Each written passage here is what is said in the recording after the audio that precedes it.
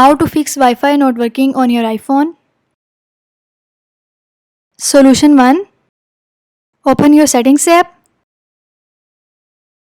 In settings page, turn on airplane mode. After few seconds, turn off.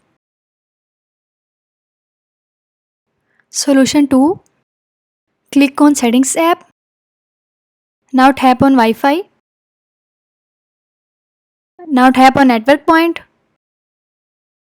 Turn on low power mode. Now tap on forget this network. Now click on forget.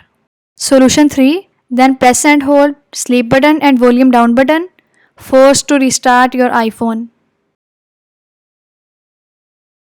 Solution 4.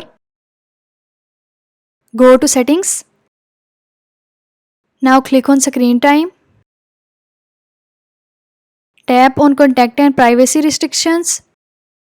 Now turn on contact and privacy restrictions. Solution 5. Launch settings app.